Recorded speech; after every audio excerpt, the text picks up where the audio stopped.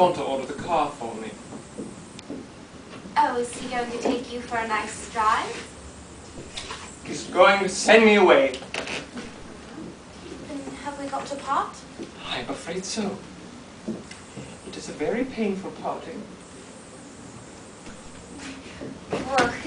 Well, it is always painful to part from those whom you've known for a very brief space of time. The absence of old friends one can endure with equanimity. But even a momentary separation from one whom you've just been introduced is almost unbearable. Thank you. The car is at the door, sir. It can wait, Merriman. 5 minutes. Yes, miss. I hope, Cecily, I shall not offend you.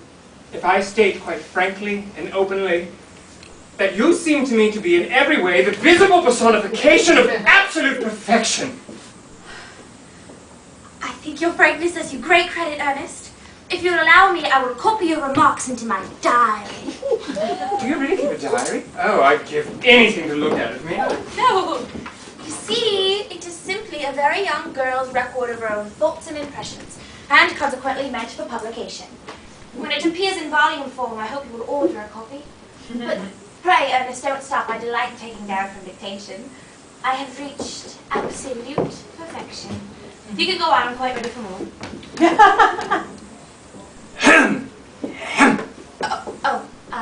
Don't cough. When one is dictating, one should speak fluently and not cough. Besides, I don't know how to smell a cough.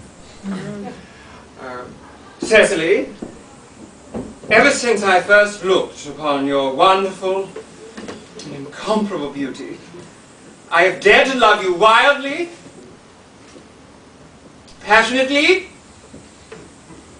hopelessly, devotedly. I don't think that you should tell me that you love me wildly, passionately, devotedly, hopelessly. Hopelessly doesn't seem to make much sense now, does it? Cecily. The car is waiting, sir. Tell her to come round next week at the same hour. Yes, sir. Uncle Jack would be very much annoyed if he knew you were staying on till next week at the same hour. Oh, I don't care about Jack. I don't care for anyone in the whole world but you. I love you, Cecily. You will marry me, won't you? You silly boy! Why, we've been engaged for the last 3 months. For the last 3 months? Yes, it'll be exactly 3 months on Thursday. But how did we become engaged? Well, ever since dear Uncle Jack first confessed to us that he had a younger brother who was very wicked and bad, you, of course, formed the chief topic of conversation between myself and Miss Prism. And of course, a man who is very much talked about is always very attractive. One feels there must be something in him after all. I dare say it was foolish of me, but I fell in love with you, Ernest. Oh, darling, when was our engagement actually settled? On the 14th of February last, worn out by your entire ignorance of my existence, I determined to end the matter one way or another. And, after a long struggle with myself, I accepted you. Under this dear old tree here. The very next day, I bought this little ring in your name, and this is a little bangle with the true lover's knot I promised you always to wear. Did I give you this? It's very pretty, isn't it? Yes. You've wonderfully good taste, Ernest. It's the excuse I've given you for always leading a bad life. And this is a little box that I've kept all your dear letters. My letters? But, my dear sweet Cecily, I have never written you any letters. You needn't remind me of that, Ernest. I remember only too well that I was supposed to write your letters for you. I wrote always 3 times a week and sometimes oftener. Oh, do let me read them. Oh, no, it would make you far too conceited. The 3 that you wrote me after I had broken off the engagement are so beautiful and so badly spelled that even now I can hardly read them without crying a little. But was our engagement ever broken off? Of course it was. The 22nd of last March. You can read the entry if you'd like. Today I broke off my engagement with Ernest. I feel it is better to do so. The weather still continues charming. Well, why on earth did you break it off? What had I done? I had done nothing. Cecily, I am very much hurt indeed to hear you broke it off. Particularly when the weather was so charming. It hardly would have been a serious engagement if I had broken it off at least once. But I forgave you before the week was out. What a perfect little angel you are. You dear, romantic boy.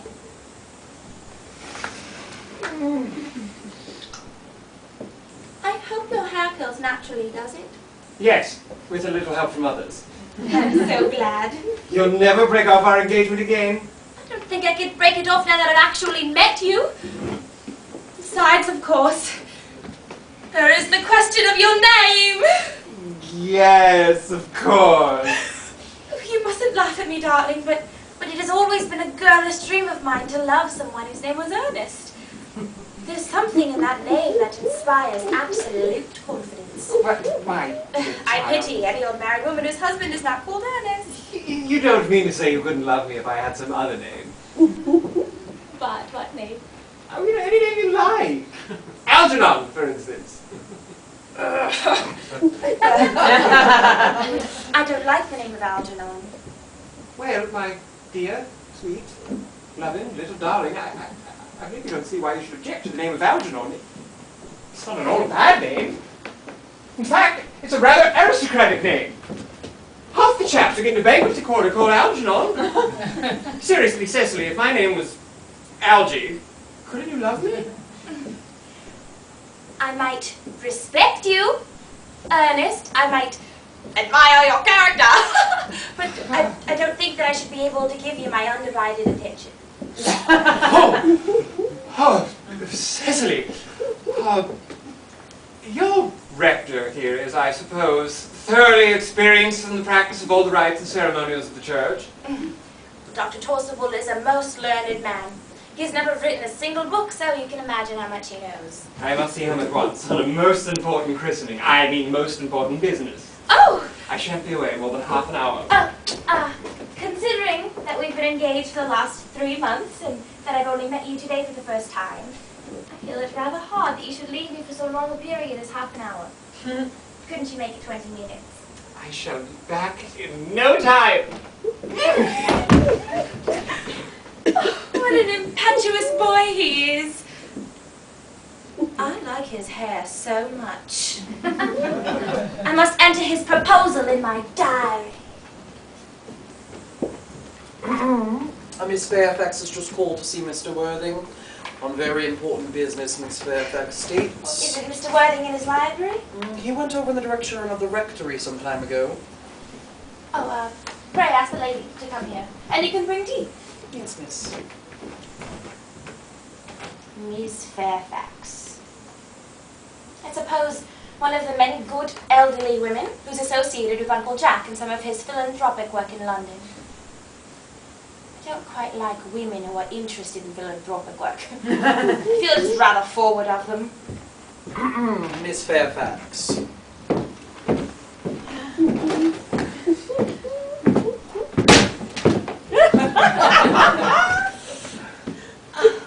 Pray, let me introduce myself to you.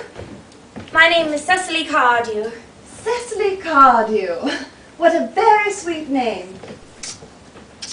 Something tells me we are going to be great friends. I like you already more than I can say. My first impressions of people are never wrong. Oh, how nice of you to like me so much after knowing me such a comparatively short time. Pray, sit down. I may call you Cecily, may I not? With pleasure. And you will always call me Gwendolen, won't you? If you wish. Then that is all quite settled, is it not? I hope so.